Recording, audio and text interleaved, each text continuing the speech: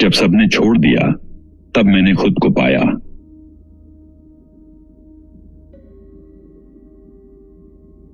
माया से मौन तक एक सच्ची अंतर यात्रा।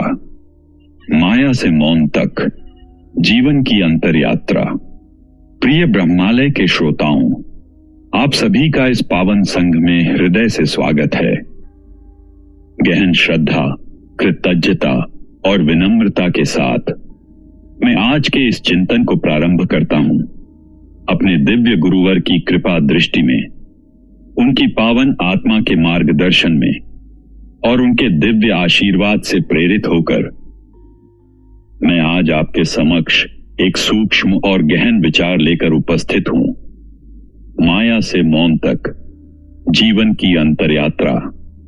यह केवल शब्द नहीं है, यह उस मौन की झलक है जो भीतर से उठता है जब कृपा स्पर्श करती है। आज हम केवल सुनने नहीं बल्कि अनुभव करने आए हैं। हम केवल समझने नहीं बल्कि स्मरण करने आए हैं। माया का जाल। संत कबीर ने कहा, माया मरी न मन मरा, मर मर गया शरीर। कितना गहरा सत्य है यह। हम जीवन को वास्तविक मानते हैं, पर वास्तव में हम एक माया जाल में जी रहे हैं। हम जन्म लेते हैं और तुरंत हमें नाम, पहचान, संबंध, परंपरा दे दी जाती है। धीरे धीरे हम स्वयं को भूल जाते हैं और वही बन जाते हैं जो हमें बना दिया गया है। हमारे विचार हमारे नहीं होते, हमारी इच्छाएं हमारी नहीं होती, हमारे लक्ष्य हमारे नहीं होते, और फिर भी हम कहते हैं यह मैं हूं। पहचान और सफलता का भ्रम। जीवन एक दौड़ बन जाता है। सफलता की दौड़, मान सम्मान की दौड़, स्वीकृति की दौड़। हम कुछ बनने की चाह में अपने होने को ही खो देते हैं। हम दुनिया जीतना चाहते हैं पर स्वयं को हार जाते हैं। और यहीं मैं आपसे एक छोटा सा अनुभव साझा करना चाहता हूं।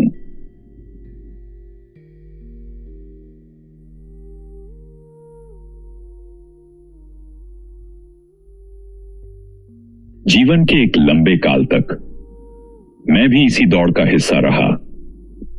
बचपन से ही कुछ स्वप्न मेरे भीतर डाले गए। ऐसा बनना है, ऐसा पाना है, ऐसा सिद्ध करना है।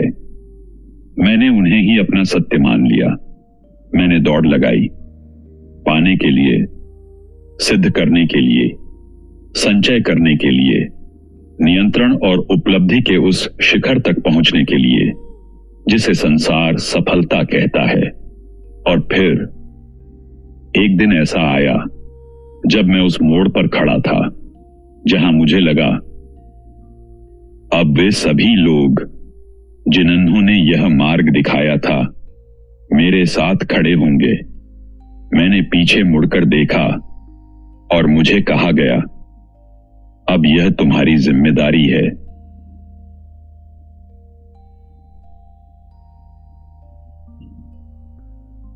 उस क्षण कुछ टूटा नहीं, कुछ स्पष्ट हुआ।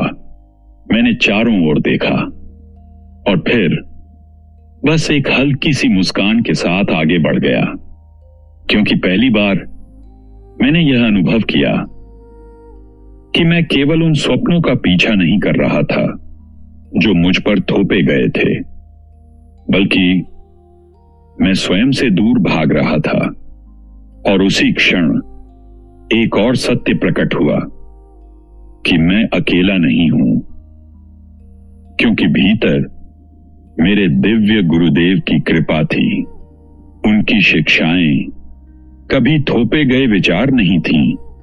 वे तो जैसे बचपन से ही मेरे भीतर एक शांत बीज की तरह बोई गई थीं। उनकी सरल वाणी, उनका सहज मार्गदर्शन धीरे धीरे मेरे भीतर एक ऐसा आधार बन चुका था जिसका मुझे स्वयं भी आभास नहीं था। और जब संसार ने कहा अब तुम अकेले हो, तब मैंने अनुभव किया कि मैं पहली बार वास्तव में अपने साथ हूं। न कोई द्वंद्व, न कोई भ्रम, केवल एक जागरूक उपस्थिति। और शायद यही वह क्षण था जब मेरी वास्तविक यात्रा प्रारंभ हुई। माया से मौन की ओर, साक्षी का जागरण। उपनिषद हमें स्मरण कराते हैं, नेति नेति, यह नहीं, वह नहीं। जो कुछ भी आप देख सकते हैं वह आप नहीं हैं। जब यह समझ भीतर उतरती है तब एक नई यात्रा प्रारंभ होती है।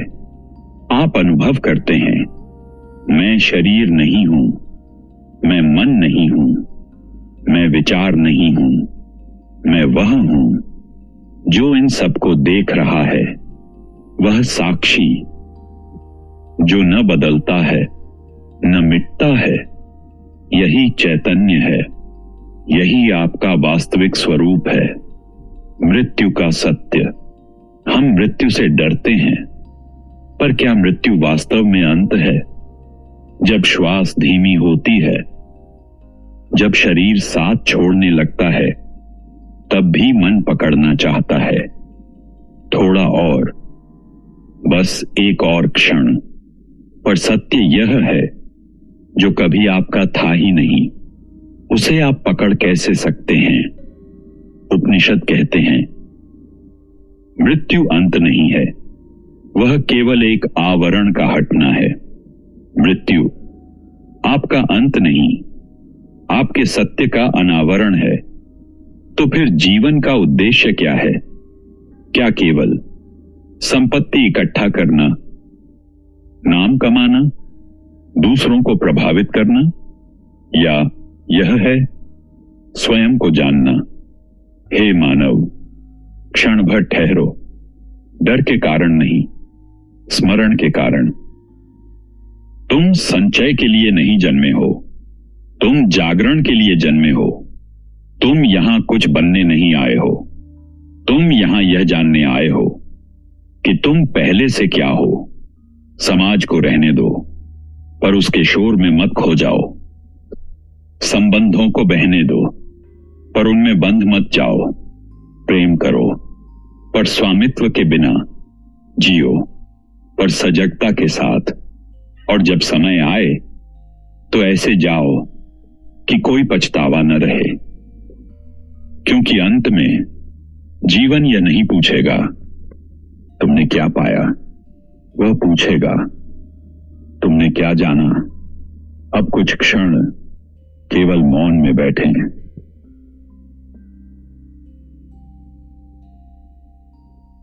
आप सभी का हृदय से धन्यवाद। आपकी यह उपस्थिति स्वयं एक साधना है। अमरेंद्र